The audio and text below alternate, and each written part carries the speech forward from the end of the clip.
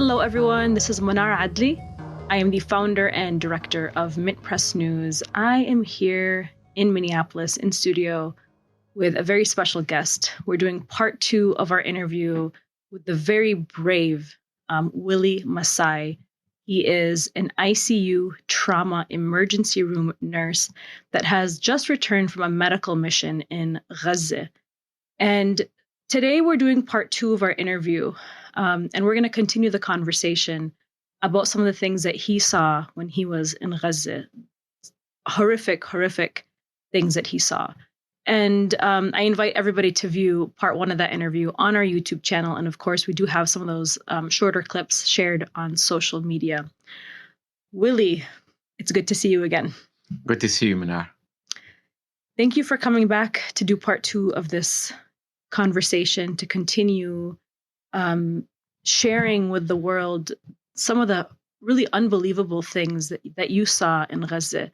You recently returned from a medical mission in Gaza where, you spent several months working as an ICU trauma nurse in several emergency rooms in the heart of Israel's genocide in Gaza.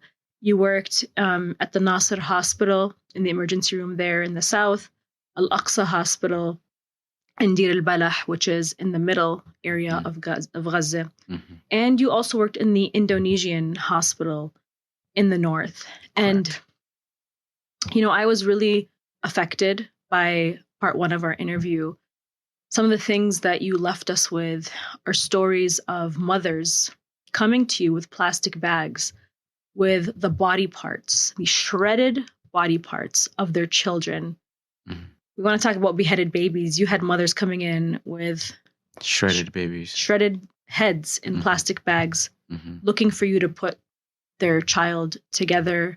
You spoke to me a lot about women and young girls dying from UTIs because they didn't have menstrual pads during their periods. And so I invite everybody to watch part 1 of that interview. It's quite heartbreaking. But I know that you went to Gaza for a reason to help these people. And now you're back to be a voice for the people of Gaza in a world right now where they feel maybe that the world has turned against them. And so we want to continue this conversation. And I would like us to start by you sharing more about some of the really unbelievable things that you saw as an ICU trauma nurse in Gaza.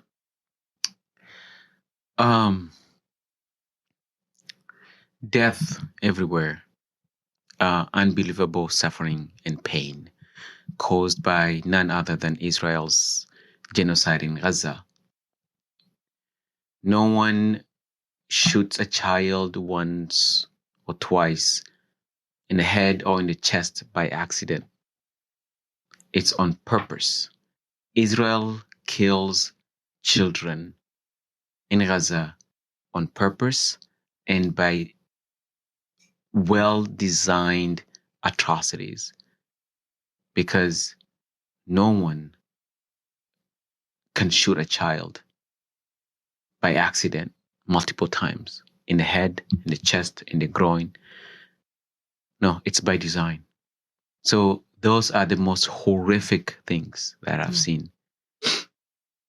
Losing a child because somebody hates them, and that person is Israel, and that child is just because he or she is Palestinian. It's an atrocity that humanity should not forget, and we should be judged for it. It's really unbelievable, just the amount of death and destruction that we've seen in Gaza. I mean, the images of children being amputated, being left without any family or parents left, the entire families killed, massacred from these bombs. And yet people still showed up to the emergency room. I mean, describe a day in the emergency room in Gaza. What are some of the most horrifying things that you've seen that keep you up at night today? It is the screams of parents, relatives, cries of mothers. and the smell of gunpowder, blood, and burning flesh that will never ever leave my senses of smell. And the cries of mothers and fathers over their children, that plays in my head, in my heart every night. I can't sleep. You cannot get away from that. So this image of very chaotic, organized mess of death and destruction in an emergency room, that image plays over and over and over and over again in my head with the cries and wailing of mothers. O mothers of Palestine, you're wailing for your children. That's I keep saying that to myself. You're wailing and crying for your babies. That will not leave me, ever. Ever. I can hear them, those mothers, every day. Those fathers, every day. I can see them. I can see them in my dreams. I can see and hear Israeli bombs in my sleep. And I'll be okay. Okay, I'll be fine. But I'm worried about our children in Gaza, the Palestinian children in Gaza, who I can come home into the safety of my own home, but they don't. But they hear it every single day, and they see it every single day, those mothers and fathers and brothers and sisters and children in Gaza. That is heartbreaking. That is something that will pierce your heart into pieces, will kill your soul. Your heart will die for Gaza, and I'm okay with that. I'm okay with that. And it's unimaginable because we here in the West, we wake up, we have running water, we're safe, we don't have bombs being dropped on our homes. We look out the window, there's green grass, flowers, birds chirping. But you are in the heart of this war that is just quite unimaginable for the average person in most countries to be able to feel that they can relate to. But you were there in the heart of this. And I can imagine you've been struggling with this survivor's guilt because now you're here, safe, eating, running water, while the war kind of is replaying in your mind. Mm-hmm. This is what a lot of people that return from war suffer with, this survivor's guilt, PTSD, this underlying depression and rage that is basically programmed now into their nervous system. Mm-hmm. And yet Palestinian children, mothers, fathers, aunts, uncles, grandmothers, grandfathers are living this every single day by the minute. Mm-hmm. It's their reality. Mm-hmm. And, I'm a survivor of war too. I lived under Israeli occupation and apartheid, and I suffered from that for a very, very long time. Mm-hmm. And it's why we do the work that we do at MintPress. Mm-hmm. But one of the stories that really stuck out to me that you shared with me in recent days is your time in the emergency rooms when, because of Israel having killed over, I think the number is over 1,400 healthcare workers now. Israel has targeted and killed over 1,400 healthcare workers in Gaza. And so the hospital rooms are quite overwhelmed, and they're not allowing more healthcare workers inside of Gaza on purpose. And so you are left to help people suffering from gunshot wounds and other explosive injuries, shredded body parts with very little supplies. Talk to me more about that. Israel blocks medical supplies. We don't have gauze. We don't have anesthesia. We don't have antibiotics. We don't we don't have, even when the physicians want to suture a child in an emergency room, there's multiple times we didn't have sutures. And no water, no electricity. Israel, before every strike, they will cut off electricity that's available. Then they're going to bomb you while it's in the dark.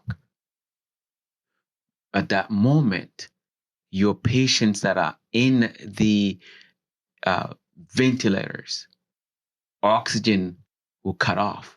You literally, at the Indonesian hospital, I remember we were going there and bagging children, patients, to keep them alive, to give them breaths, because oxygen tanks are empty or electricity has been cut off.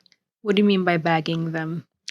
Like, we have this instrument where you have to disconnect the patient from the ventilator, because that's what provides them with oxygen. But since there's no oxygen coming from the ventilator, you manually do it. You give them it's a little bag, and you connect it with the patient's tubes that go straight to their lungs. So you give them the air. You keep them alive until lights come back on, until there's oxygen. Then you hook them back in and reconnect the ventilator. I remember that night we were at the Indonesian hospital because Israel had just bombed prior to us arriving at the Indonesian. They had just bombed the oxygen building where all the hospital oxygen, central oxygen is coming from. But so patient had this tiny little containers of oxygen by their beds, and sometimes it runs out too. And so when it runs out, there's no oxygen. What do? You have a ventilated patient that needs oxygenation. We bag them. We just connect them and bag them. And this is by design. This is not because there is no oxygen. It's just few kilometers waiting at the border. Israel is denying even oxygen to keep alive the patients they just bombed, that we saved. You save, but they're going to tell you, okay, good for you, but I'm still going to kill them because I'm not going to allow oxygen. Let that sink in, Manar. Let's just think about that. So everything that's happening in Gaza is well-designed massacre and genocide by Israel.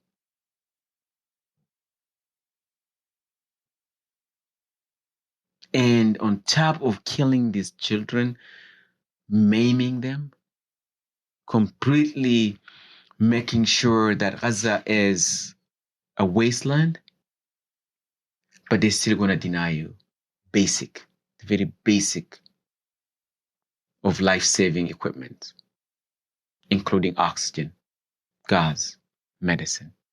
Very basic.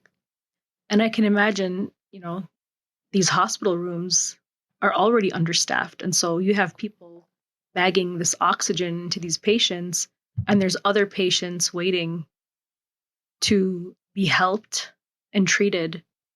What kind of situations did you find yourself in because of this understaffing and because of not having enough supplies, because Israel is blocking the medical supplies, where you had patients needing your attention, but you couldn't give them your attention? You had to, make really hard decisions to give other patients your attention.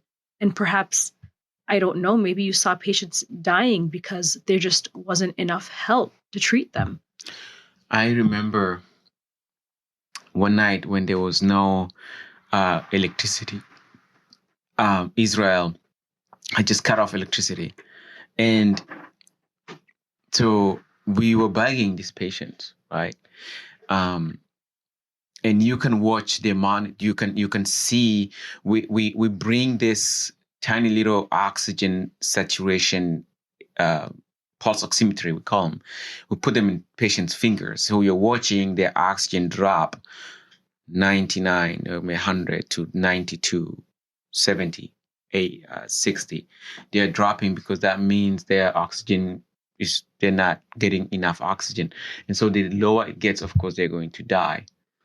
So what we usually do is you see them get to a certain point of 70% oxygenation, you run and jump into and back that one, and you come back and back this one, and you come back and back this one. So usually there's not enough healthcare workers. And that is the challenge, because they're either killed by Israel, displaced by Israel, and then you have these medical students and nursing students who are the most amazing healthcare workers, who are volunteers. They come and help their people, but sometimes they don't have transport to get to the hospital. Walking to the hospital for miles. I was in Jabalia, right? That's where Indonesian hospital is, around the area. Leaving Jabalia camp is a death sentence because there's always quadcopters. So these medical students and nursing students and nurses and doctors, the few that are available, on a daily basis, they're risking their lives because they'll be killed. Walking to work, they could be killed any day. And I have colleagues that were shot walking to work. My brother, Dr. Mohammed Tahir, was shot in the legs going to work. This is after the Indonesian hospital was bombed. He was going to Kamal Adwan and help. Walking. Quadcopter shot him. And he got arrested by Israel. The soldiers took him. Finally, he got released during the last ceasefire. These are just nurses and doctors, simply, and medical students and nursing students. They're coming to come and help their people. But they're getting killed. They're getting shot. How can you explain that to anyone with a conscience in this world? But only Israel can get away with it. Only Israel can get away with it. Journalists, healthcare workers, and hospitals have always been a protected group, but not with Israel. You, as a journalist, Mer, you're a target. Me, as a healthcare worker, I'm a target. Why is that? It's a very organized genocide, massacre of the people. If you don't have journalists, they don't allow international journalists to go in, right? And they're killing the Palestinian journalists, right? Who is going to tell the world? No one. They're killing nurses and doctors of Gaza. And those who are international healthcare workers are trying to come in. They are not allowed to come in. They only allow few at a time. COGAT is very strategic in blocking international healthcare workers to go into Gaza. So what does that leave you with? Palestinian people in Gaza are left with no one. Nobody. They are left with no one in an open air gas chamber, getting murdered on a daily basis, on an hourly basis. While they're being killed, they're broadcasting their own genocide to the world. This is the first time I've seen people broadcasting their own murder. Yeah, it's unbelievable that any of this is even allowed. I mean, there's, I think, an underlying rage that I think a lot of people feel inside of them, because it's not okay for any of this to happen. And yet we're watching our politicians, donning their perfectly ironed suits, talking about human rights and self-defense and democracy, while arming an apartheid state to commit these war crimes on literally live television, and to be broadcasted on social media for the whole world to see, almost like to rub it in our faces, like, haha, we can do this and there's nothing you can do about it. It's almost to make us lose hope, but because that's what Israel's really good at, is they want to crush every bit of hope that humanity has and people have in Gaza. But Willie, people like you give me hope because you risked your life to go to Gaza. A lot of healthcare workers know the risk of going to Gaza. They know Israel is targeting, systematically targeting and assassinating these healthcare workers. I mean, they're bombing aid convoys live. We're getting video footage of this. They're shooting these young children in the groin. They're hitting the UN schools that are there for safety. And yet you risked everything to leave Omaha, Nebraska, where you worked as an American Tanzanian ICU emergency room nurse, to go to Gaza. And so, considering the lack of supplies and the many very difficult decisions I can imagine that you had to make with treating patients, also with just being short-staffed and the hospitals being overwhelmed, you were put in situations where Israel was actively bombing surrounding areas around the hospitals, and you were there in the emergency rooms. Tell me how people would come into the emergency rooms and some of the hard decisions you had to make. Because there's usually very few ambulances working. Patients come with donkey carts sometimes. And when they come, usually it's very difficult to triage patients in Gaza. You have to make a split decision that which children or which patient will make it and who cannot make it. So when you're working on this children that are possibly going to make it through, you're able to save them. For me, the most difficult part is, while I am concentrating on this particular child, we're working on helping her or him, I'm also gazing to some extent to the child that is on the ground, on the floor, because they're going to bring them in, all of them.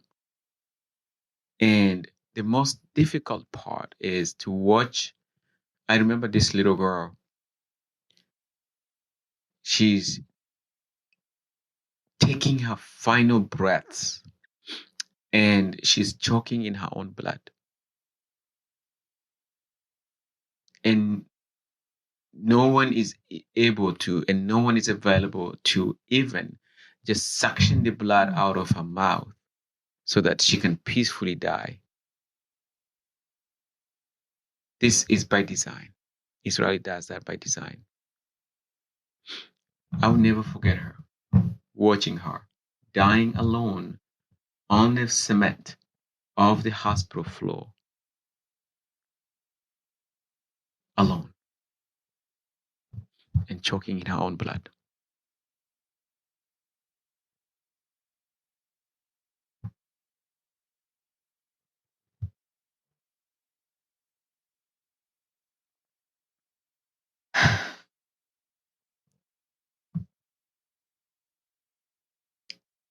That's horrific. The things that your eyes have seen, the things that your ears have heard, the screams, the cries, the smells of gunpowder mixed with blood that your nose has smelled, is unbelievable. I want people to think about this. If this is your son or your daughter or your brother or your sister dying on the floor of a hospital alone, choking to death in her own blood. This is for the people in the West. I have nephews. I just saw them today. I could not imagine something happens to them like that. And anyone in America, I want you to think about this. Look at your children in the eye. Look at your nephews, nieces in the eye. Look at your brothers and sisters in the eye. And tell me, if they were in a hospital, dying alone on the ground, choking in their own blood because somebody hates them, your whole humanity will be shredded into pieces. Your whole soul will be dead.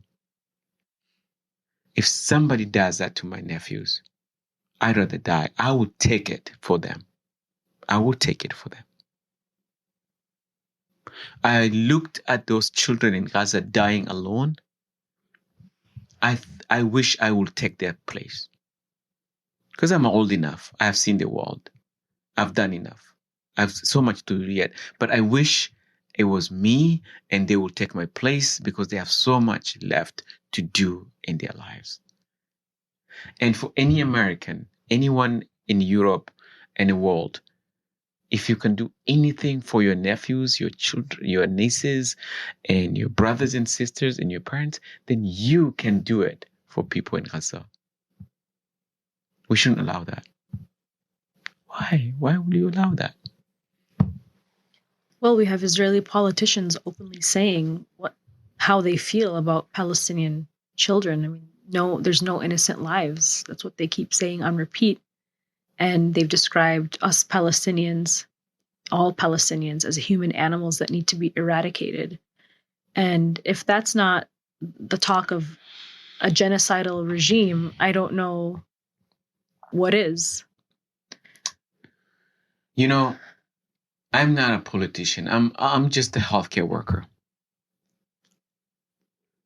That's not why we're here in this world. We're not here to kill each other. I want to ask any Israeli politician. My little patient, first patient, little girl that died, shot in the head. Her name was Hadil, by Israeli forces, by a sniper. Tell me, how is she not innocent? What is her fault? Whether it's Ben Gvir or Smotrich or Netanyahu or any of those men, I don't call them men, baby killers. Tell me, what was Hadil's fault? She's only 2. She's only 2. And if you cannot tell me her fault, then your genocidal policies should be eradicated in this world. There is no place for that hate in this world. No place. What did she do? What did little Ahmed do? He was only 10. I was holding his brain matter.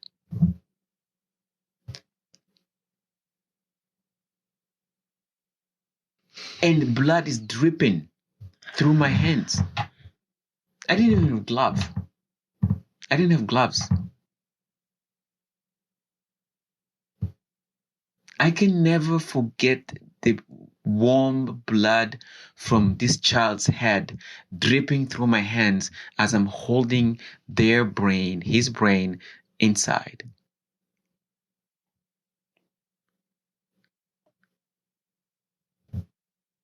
How can you forget that? And he is this child that's been murdered is therefore, for whatever reason, according to Israelis, that he is at fault? Come on. Where's your humanity? Come on. Think about this for a while. Just think about it. When I came home, even sometimes washing my hands in lukewarm water is traumatic. Because I remember the blood dripping through my hands, my fingers. pool of blood on the ground. You know,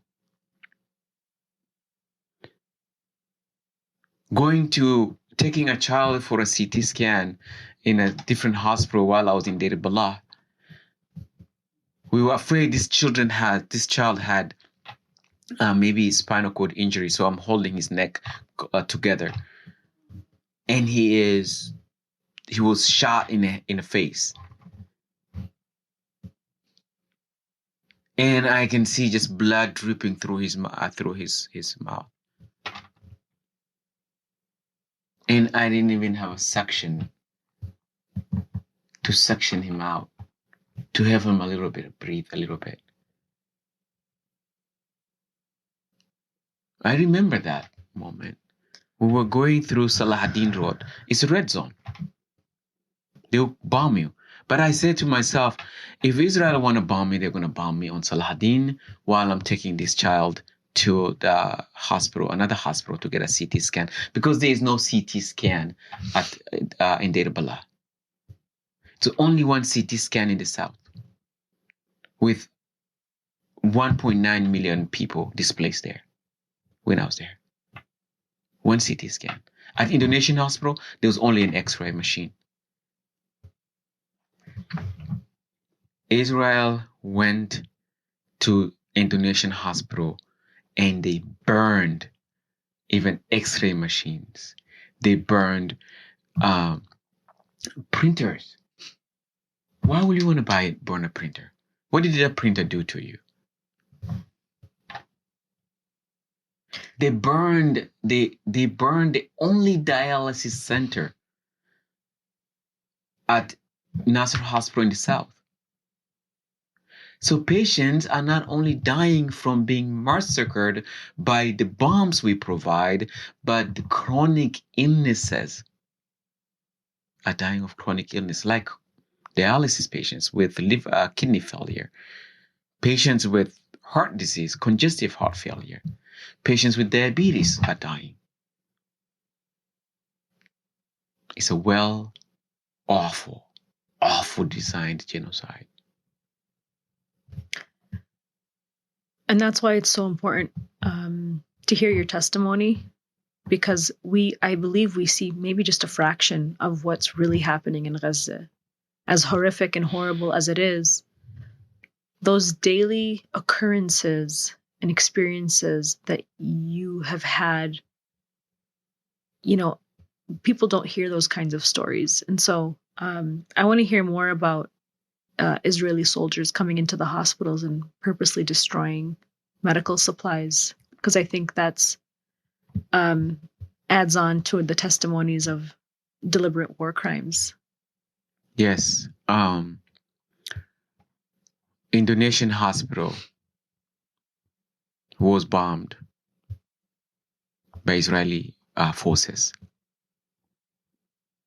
And the thing that I want people to remember is this. They burned the pediatric ICU. They burned the whole second floor of the Indonesian hospital. They burned beds. They burned oxygen system. They burned printers. Israel does that. Israel burned X-ray machines. Why? Because so that not only are they bombing children and killing men and women, those who will survive, when you go to the hospital, you have nothing to save you. Tell me, how evil is that? How evil is that? Why? Ask yourself, why? Well, as somebody who has been covering war for over 18 years now and documenting war crimes around the world by the US military machine, I always remind people that what Israel is doing in Gaza is standard U.S. foreign policy. The United States has committed horrific war crimes in Afghanistan where they deliberately targeted hospitals, civilian homes, the infrastructure of, the water supplies, the agriculture infrastructures. Obama, the drone king, he droned weddings and civilians on the regular. He's a Nobel Peace Prize winner. Can you imagine? And the United States backed a Saudi-led famine, a blockade that led to a famine in Yemen that has left until now, there are over 23 million people in Yemen who are starving.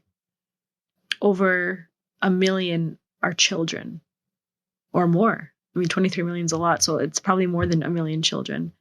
But when we ask ourselves these questions, I don't have the answer for that. Why is this happening? But for those who have covered war for such a long time, this is what the United States supports.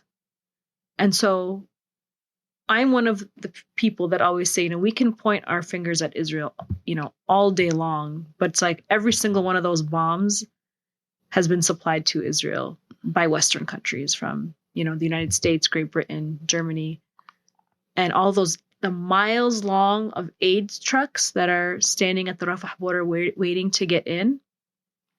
The United States could lift that siege at any moment. They won't. They pretend to care. They give us the nice words. But their policy is allowing this to happen. And that's the true face of U.S. imperialism and the military-industrial complex. And so it's sadistic. There's nothing more that can describe what you've seen and witnessed than sadistic. The war machine, the endless war machine, is fueled. The endless war machine is fueled by the blood of people overseas in the name of freedom, democracy, and human rights. This time, though, we're seeing it all broadcasted on social media. And the way in which people are allowed to die is by dehumanizing them first. And so living in a post 9/11 era, I remember even after 9/11, the images of Palestinians celebrating Eid in Gaza, handing out candy after 9/11, which the video itself was actually of them handing out Eid candy. But I think it was CNN or MSNBC. They played this video saying that, look, Palestinians are celebrating 9/11. And they eventually had to retract that video, and they published a very small written apology on their website. But Palestinians and Muslims in general have been dehumanized as terrorists, painted with, that one stroke of a brush as jihadists. And that's how they've been allowed to be justified to be killed. And with these Israeli politicians saying, they're just human animals. And then we have Democrats who pretend to care about human rights, who give us the nice, really nice words. But it was the Joe Biden administration with Kamala Harris that allowed for these crimes to happen under the guise of self-defense. And so one of the main groups of people that I noticed that are continuously dehumanized are Palestinian men. And yet it's Palestinian men wearing their sandals and sometimes even barefoot who are the ones pulling people from under the rubble. With their bare hands. With their bare hands, with nothing. They don't have like the civil defense supplies to like get people from under the rubble. Israel doesn't allow any equipment to go in anyway. And they're the ones who are bringing people to the hospitals and saving the children under the rubble. And they've had to see, obviously, their own families massacred. We can talk about how the media portrays women as Palestinian and Muslim and Arab women as needing to be saved. But let's give a moment to the Palestinian men, the unsung heroes, who have been just wrongfully dehumanized. And what has your interaction been with them? And how have you seen the Palestinian men in Gaza? These are the most positive men, I call my brothers, that I've ever met. Even in the middle of a genocide, I get a daily text message that says, "My brother, peace be upon you." If the West has been demonizing them as terrorists, but these are the people every morning will wake up in the middle of a genocide, losing their family members and their children, and they send you a message that says, the first thing they say to you, "Peace be upon you, Habibi, my brother." And I'm thinking, no, peace be upon you, because you are in the middle of a genocide. I want to tell you about my brother, my friend in Gaza. He came one morning to work. The first thing he says, "Salam, peace be upon you." And that afternoon, we just had massive casualties coming, Israeli bombing, with children, men, women, shredded in pieces on the floor of the hospital. He gets a phone call that his home was bombed and 8 of his family members, mom, dad, brothers and sisters, killed.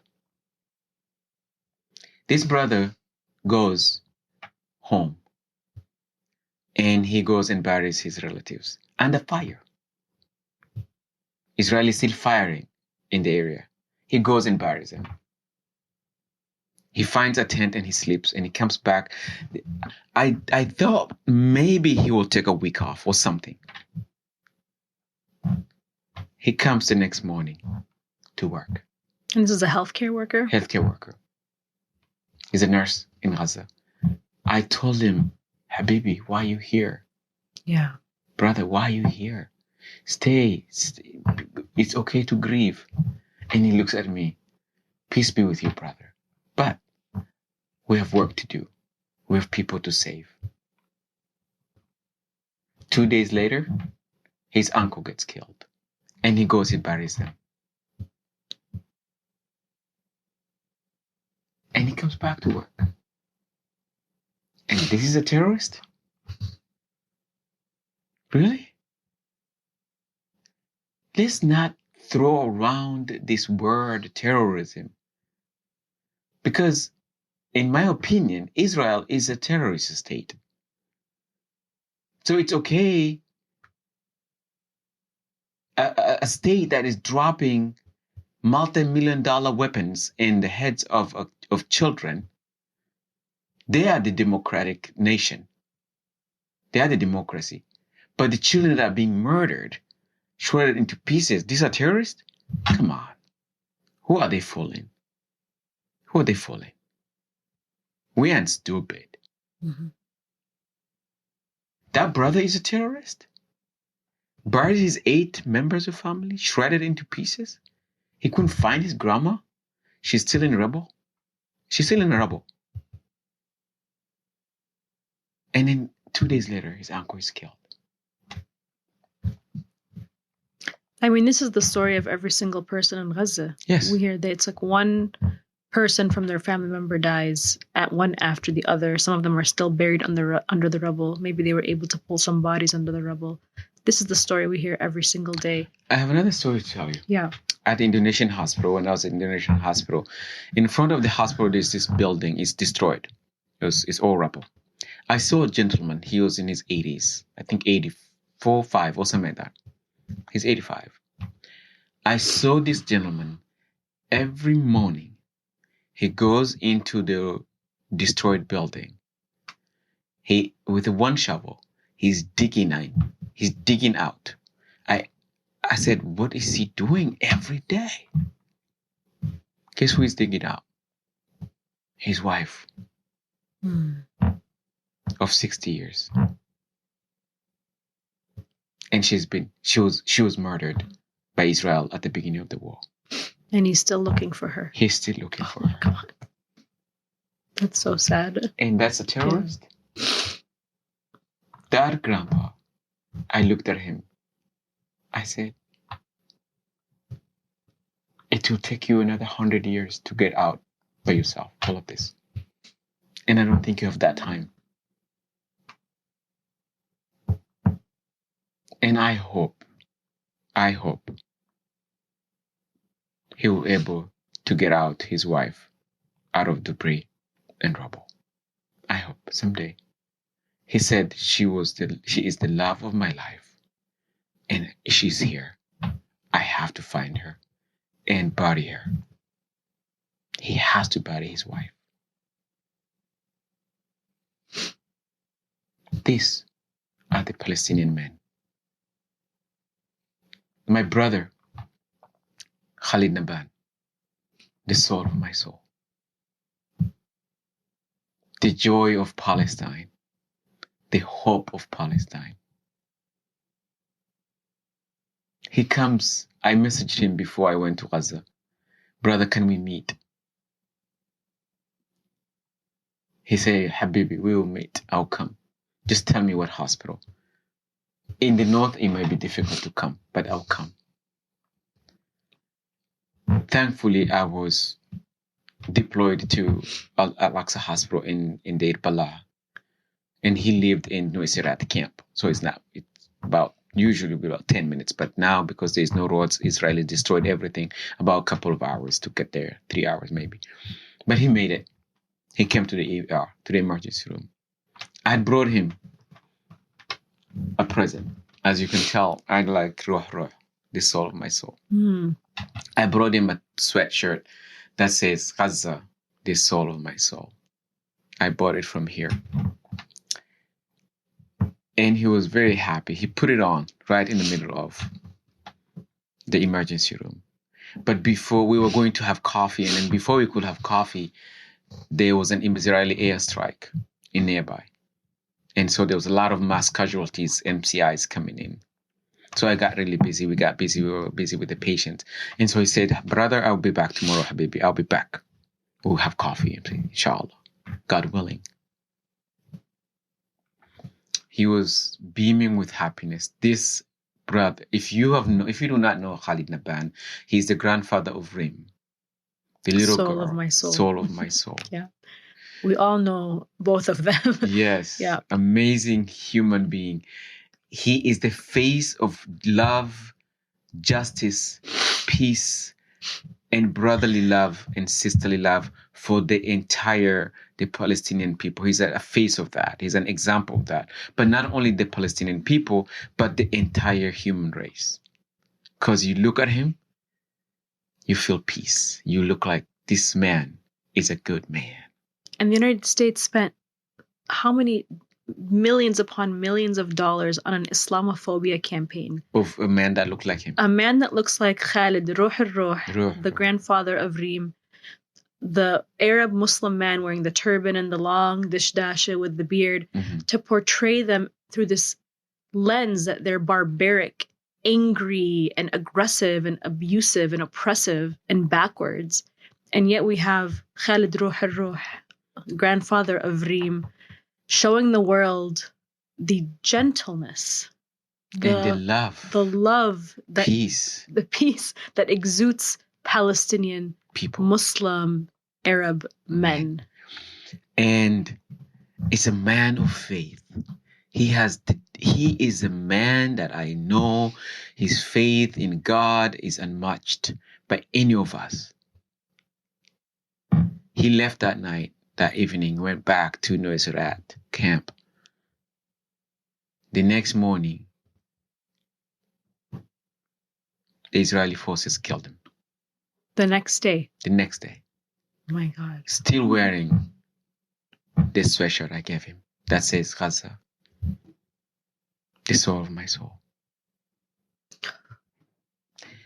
I got a phone call. The images I saw of him all bloodied, like just horrific images of them killing him, Israelis killing him.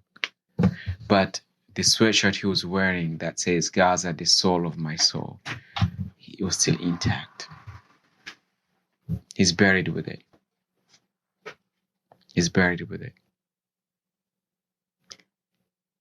Willy, you've watched people that you have come to love and connect with in Gaza. Just like Palestinians have had to endure their family members and friends die one by one, it seems you've also seen people from your healthcare field to just regular people like Khalid Ruh al-Ruh. You see them 1 second, the next day they die. Yeah. How does that feel for you?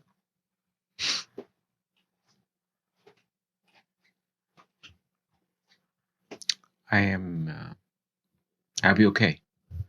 But I want to be in a state of flight and fight. I feel safe there. I don't want to face anything farther than that because my soul feels dead.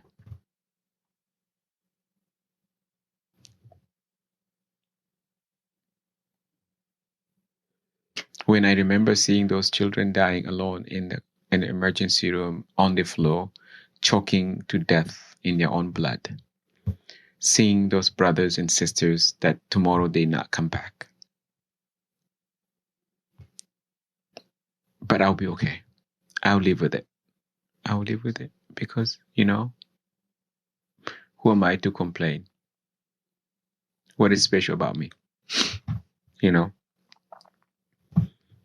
While they are still there, getting murdered every single day, I'll be okay. I'll be okay. But they're not okay. We're killing them. We're killing the Palestinian people with our own bombs. I go to work. I feel like, here we go. I'm going to pay taxes. I'm going to kill a few children today in Gaza.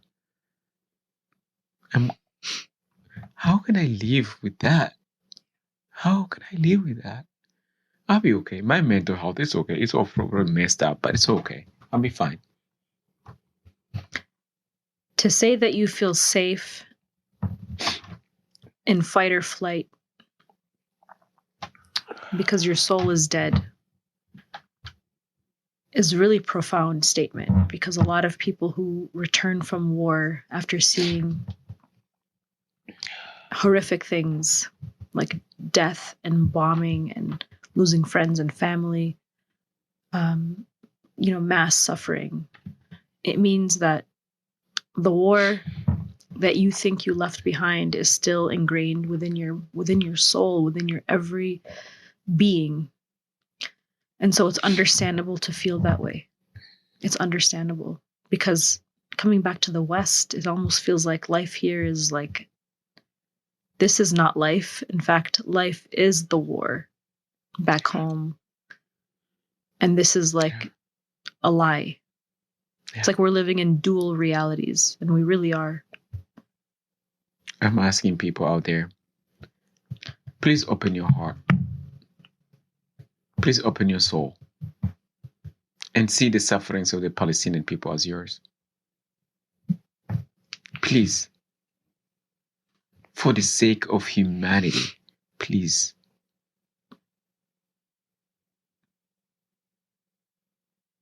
It's not okay. It's not okay. I come home, I'm living in this weird, creepy bubble of safety that makes me cringe. Makes my soul even more dead. But when I think of Gaza, my soul is alive again. When I think of Palestine, my life is at peace again. And I can imagine it's probably because despite all of the suffering, despite all the media propaganda, and despite all of the death and destruction and starvation campaigns and famine and just all the suffering, you saw a people that had so much life within them. They appreciated the little things, the small things. They were so loving and kind and generous. I can imagine that's the reason why you feel so connected with the people of Gaza. Yeah. And the fact that they get up every single day as a form of resistance. Yes. And so they represent what it is to be alive as a human. Yeah. And Israel and their actions represent everything that humanity should be fighting against. Yes. Yes. Talk about generosity. I want to talk about the little girl. Her name is Manar. I got to know her very well at Deir Bala in central Gaza. This little girl, there's a lot of little kids waiting for us at the gate at the where we were sleeping every morning, every evening. When we come out of the emergency room, they're always sitting there waiting and singing and doing dabka and all that stuff. It's amazing. It's little Manar. I walk out of the emergency room. I'm all bloodied. My scraps are bloodied. My just it was total massacre that day. Total massacre. I mean, blood everywhere. Just you were walking in blood. I was going up there, didn't wash my hands because Israel doesn't allow you to take just allows you to only take one hand soap to Gaza. No more than that. So you went to Gaza with one bar of soap. Yep. Can allow more than that. One bottle of Tylenol. They will not allow you more than that.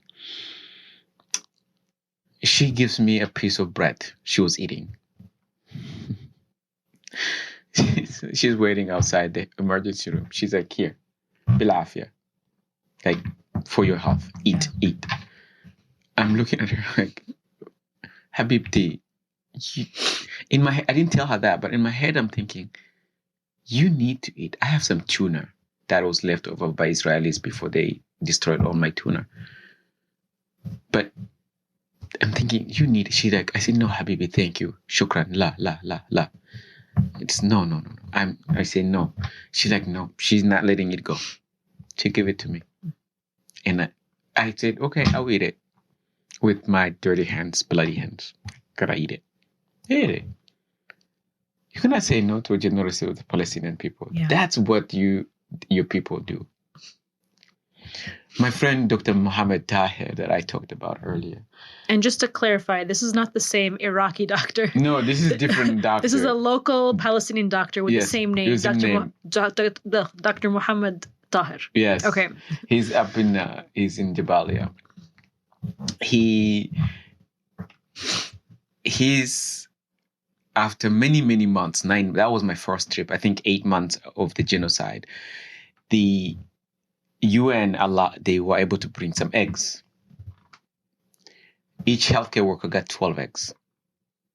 Dr. Muhammad takes the eggs home. And the next morning, guess what he brings? My favorite Palestinian dish, breakfast dish, shakshuka. That's my favorite too. Yeah, I love it. And he says, brother, you got to eat. I got something. My wife made it. My wife said you have to eat. I'm like, brother, no. Your children have not had protein in 8-9 months. I cannot eat in my clear conscience. There is no way. It's like, no, you have to eat. You are our guest.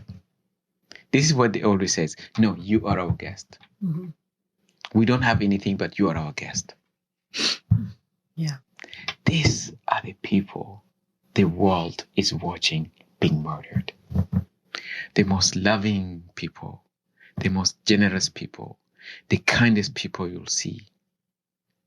The people who teach the world what it means to be human. The people of this world, and yet the people above this world. And that's why I reverted to Islam. I was just about to ask you that. If you have a really, we don't normally talk about religion here, but you were a Christian. Yeah. Going to become a priest. Yes. And you now have converted to Islam because of your experience in Gaza. Can you tell us about that?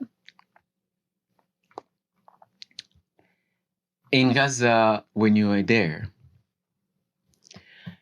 faith is not some kind of ritualistic routine of day-to-day activity that people do. It's a lived experience. It's in every fiber of the Palestinian people. every fiber of their body, their heart, and their soul. It's not some kind of abstract idea of something you have to do or you have to wake up and pray 5 times a day. No. It is a lived experience. It's in practice. It's something they don't do out of an obligation, but out of pure spirit, pure love, pure faith for God. And you see it. And you saw that there as you were a Christian. As I'm a Christian. And I said to myself, there is something about life that the Palestinian people know. I don't know, but I want to know. And the world needs to know. And the world is hungry, but the world does not know how to get it. And there's something about God that the Palestinian people know. I don't know, but I'm longing for it. I'm yearning for it. I want it, but I don't know how to get it. I know in the books, I've read about it in philosophy and theology, but they know it. They know this God. They know him. They have a personal relationship. He's not some distant deity. He's not some distant person that they just worship. He is in their midst. He is in their lives. He guides them every day. He protects them every day. And the world is also yearning and longing for that God that the Palestinian people know. Yeah. The God who is closer to you than your jugular vein. Yes. The divine lives within you. And so I thought there's something about the Palestinian people that I want to know more. And I want to know their faith. What is this that drives them every day, every morning, drive their lives every day of their lives? I want to know that. And it wasn't a brainer. The second I knew, I wasn't in Gaza looking for some kind of transformational faith, transformation of my faith, of my spirit, of my heart. I wasn't looking for that. But it happens without you even looking for it. Because it's how they live. How they live. I tell people, that my Muslim brothers and sisters in the US, you can pray 5 times a day, all you want. But if you don't have faith, like that of the Palestinian people in Gaza or around the whole Palestine and the West Bank, you need to re-examine your faith. Because these are the people who are being murdered, who are being persecuted, who are being shredded into pieces, who are being limited to even move on a daily basis. But they have one thing. They have their God. They have their faith. And the sooner, the better for Israel to realize that no matter how many big 2,000-pound bombs they use and kill these wonderful people, you cannot kill them. You cannot kill their spirit, their soul of their souls, their soul for love, for justice, for peace. Israel will not diminish that. Israel will not extinguish that love of the Palestinian people for love itself, for faith, and for God. They won't. The sooner they realize that, the better they will see to let the people free. Let the Palestinians free. Let them determine their own lives. Because these are people of God. These are the truly chosen people. We're talking about chosen people. The Palestinian people are the chosen people. And that's so beautiful to hear your experience because, despite all of the death, they'd come to you and say, and despite how little they had, they would say to you, Alhamdulillah, which means all praises to God. Yes. Because they know that this is not the end. Yeah. There's more to life than this very short life. Yes. Willie, we don't have a lot of time left, but I do want to end by talking about the famine. You mentioned that despite how little food Palestinians had and had access to, they would share that food with you and insist that you would eat that food because they were so generous and kind. And because, they kept saying, you are our guest. Yes. When I was in Palestine a couple of years ago, I had the same experience. My family and my friends didn't allow me to spend a single penny or shekel while I was there. Even when I had to go to the hospital for getting like a stomach virus, they paid for my hospital bill. They would not allow me to do anything on my own. They had to cover all my expenses and just give me and give me and give me and give me. They were just overflowing with generosity. It was just such a beautiful thing to see because, you don't see that kind of generosity here in the West. But Israel likes to put Palestinians on a diet. We know that Israel has put Gazans on a strict diet. Right now, 720 calories a day since 1987. So as Israel puts Palestinians on a very strict diet, even before the genocide, of 700 calories per day, which is insane, not enough nutrients to survive long term. That obviously causes nutritional deficiencies and imbalance in the body and severe hunger. Right now, we're seeing these aid trucks. I think it's over 3,000 aid trucks, miles long at the Rafah border being blocked. And, we'll have a couple instances where Israel will allow like a couple of aid trucks to come in and they really limit the amount of food that's allowed. And then we have the United States airdropping supplies in such a humiliating way. Maybe they even allow bags of flour to go in, even after Israel goes and bombs the bakeries where people go and access bread. What was eating like for you as a healthcare worker, somebody who came in through an organization, and how was it for other people in Gaza? Could you talk more about that? It's usually, if it's available, it's one meal a day. For you or for everybody? For everybody. Okay. If it's available.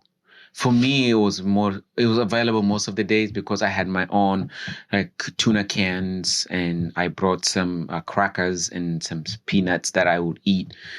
But Israel only allows you to take up to like 3 kilograms for a healthcare worker for the entire month you were there. They don't allow you to take more than that. 3 kilograms worth of food. Yeah. Wow. Yeah. And so usually it's a piece of bread and maybe canned beans, and that's your meal for the day. Sometimes you may get some rice, but barely anything available. World Central Kitchen sometimes will provide rice. That's it.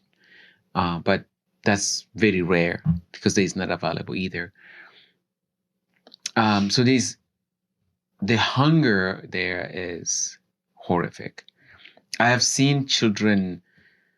The last time I saw kwashiorkor is when I was little in Africa.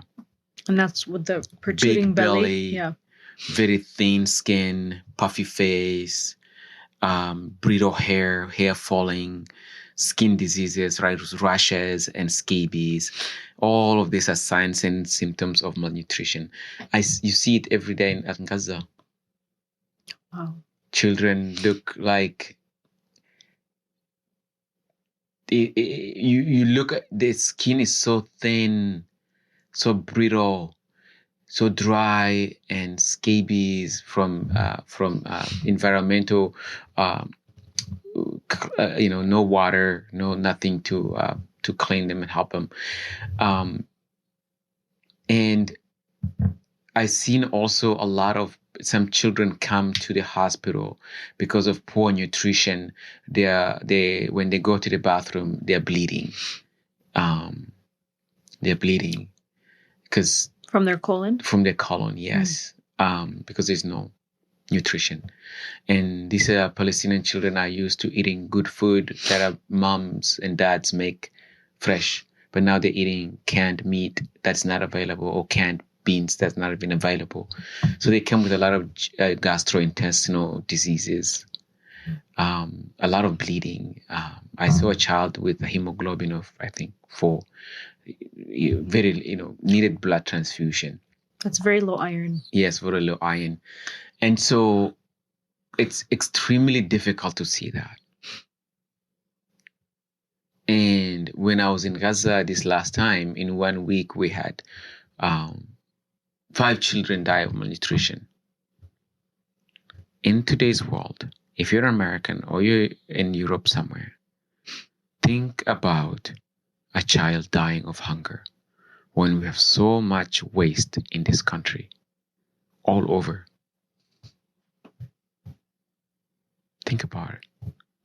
I went to a high school a couple of weeks ago.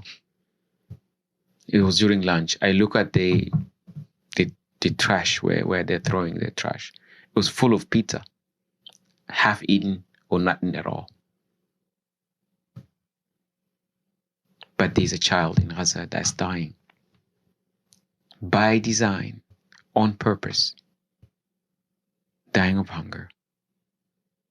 And the food is just a few miles across the border, waiting. When you're going into Gaza from both the King Hussein Bridge on the Jordanian side, there's trucks lined up on both sides of the road, miles, just sitting there. When you get to Karim Abu Salim, the same. There's a big storage they built outside where the trucks are waiting. And they're blocking water bottles, aren't they? Water bottles. Because the water is contaminated. Water is contaminated. We bring some filters, water filters. If you can donate water filters next time I go, please donate water filters because we need them. They're blocking everything. And so, no water, no medicine, no food, and being killed. That's Israel for you. That's the so-called democracy in the Middle East. Come on. Who are we lying to? American people, wake up. Wake up. Wake up. Because this is not right. This is just wrong. Why will a child die in today's world with hunger? No reason. Children are dying because after they come to the hospital, we amputate them. Children get amputated without anesthesia, right? And then you send them home to the tents, to the same environment where Israel has destroyed everything. And they come back with an infection. I have cleaned maggots from a double amputee child, little 8-year-old girl. It was double amputation above the knee. So while we were cleaning, she came in there with fever, with throwing up, with she was just looking sick. And of course, she got an infection. And then as we're cleaning her wounds, going through her thighs, and I could feel this, like the texture of the skin was not the same. It was mushy. I could see something mushy. I think her flesh inside is all eaten by some guys. We gotta clean this up. So we open it a little bit. Maggot, which is falling out. Oh my gosh. Maggots. And you have to clean this wound, get all the maggots out, clean it good again, and put her on some kind of antibiotics. And some of the antibiotics don't work in Gaza because they are now resistant, because they have been used over and over and over again all year long for 19 months. Maggots falling off a wound of an 8-year-old girl. 8. And I'm sure that was a common scene considering, Gaza right now has the largest number of amputees in the whole world. Yeah. Yeah. And who knows how many kids were stuck under the rubble. For hours, for days sometimes. Yeah. And then you come out of the rubble, you know, their limbs are probably never because they didn't get a blood supply. You cannot, there's nothing more to do. Usually the surgeons will just amputate, right? There's nothing more to do because it's gone. It's more risky to put that leg back together, those limbs back together, because of infection risk and all that. For surgeons, usually, I'm not a surgeon, but this is what they say. They always say that it's a lot riskier and impossible. Some of those legs are not able to put back together because they're shredded, right? So amputation. And then another patient, I remember, he was 14 years old. He came, stabilized him, went to the ICU. I don't know how many hours, how many days, I think a day, maybe he was in the rubble, but he got amputated. He was under the rubble? Yes. And then I went to see him about 3 days later to the ICU. I was like, how is he surviving? Because we worked on him for a long time. I went in there. I could smell something.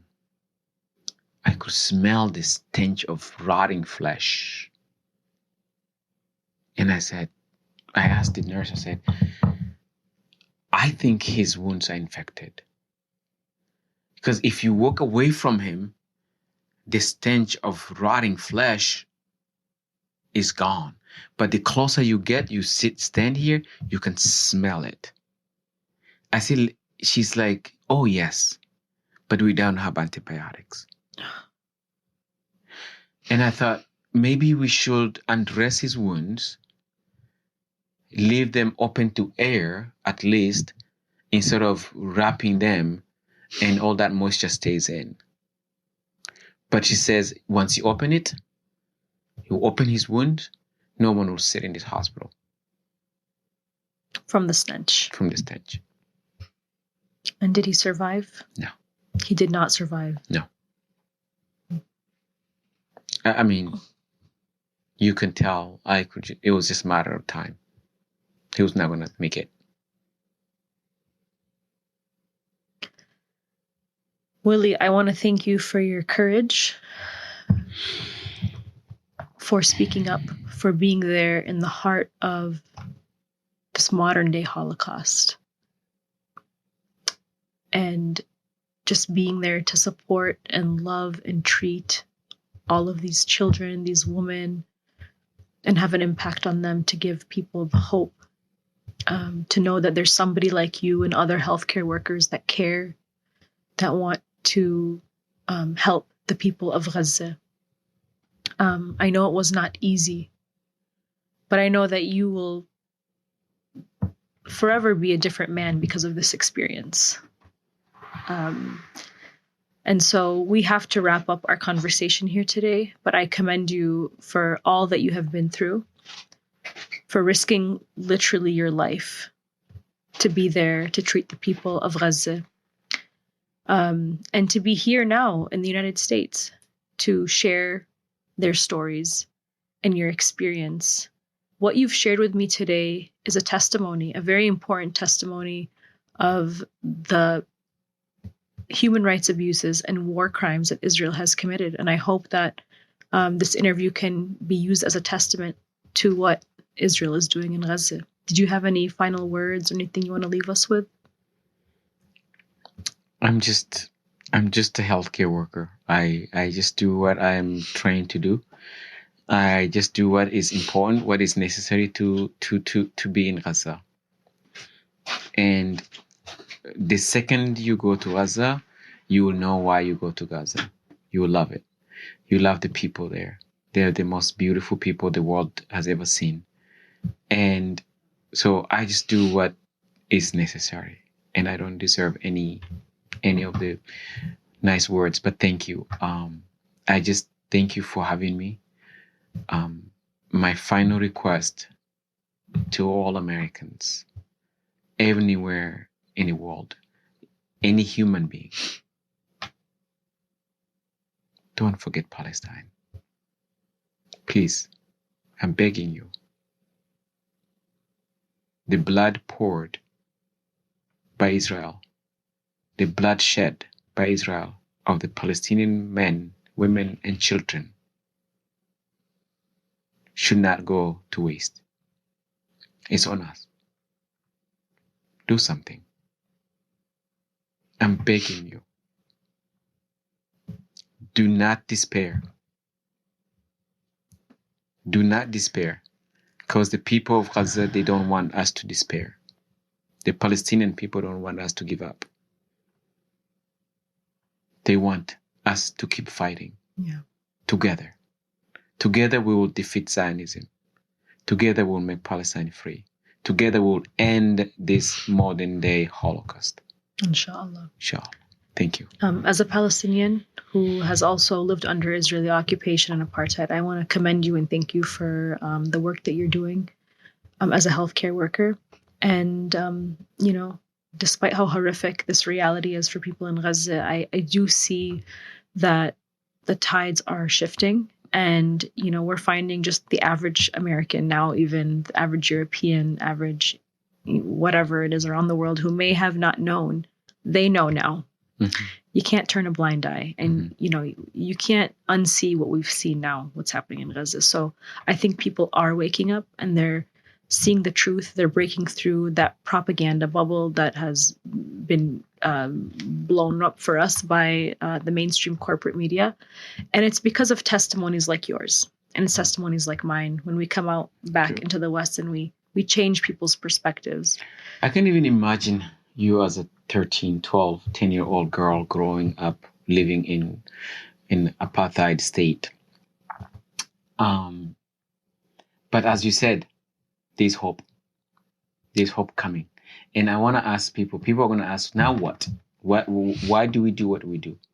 Please give your time and resources and whatever you have, your voice to the Palestinian people. Donate. People are going to ask, what do we need to do? Donate to charitable organizations that are helping Palestinian children. There's a lot of them. I can send you the names and lists so that reputable organizations that you can work with. One of them is Heal Palestine, Med Global, Glia. It's an Italian, but they're also here in the U.S. And yes, help those organizations. Speak up. If protesting is not your strength, write to your politicians. Call the president over and over again.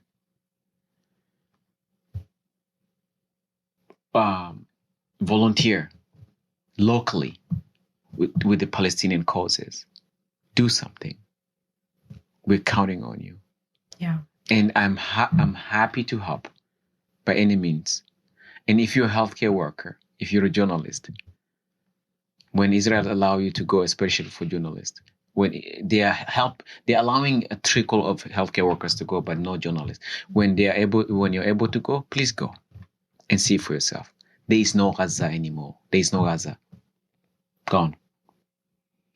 At the rate of what's happening, I think we have to also acknowledge, and we have to wrap it up, but yes, we have to acknowledge that protesting and posting on social media is like the absolute bare minimum of what we should be doing. Correct. We should be absolutely disrupting the money-making mechanisms this capitalist system has put in place to allow for this horrific war and all wars to take place. We should be supporting groups that take direct action, like Palestine Action in the UK and across Europe, who are at the weapons manufacturers and the Israeli weapons manufacturers destroying the buildings. Mm-hmm. And we should be at the front doors of every single one of our politicians' office, disrupting them and demanding that they end what they're doing. I mean, this is the least that we can do. And we need to boycott and we need to organize our communities. Your own Amy Klobuchar. Even Amy Klobuchar here in Minneapolis. But Willy, thank you so much. It's been a pleasure. Thank you. And I hope that we can continue this conversation again and, just keep speaking up. Thank you so much. Appreciate you. Thank you.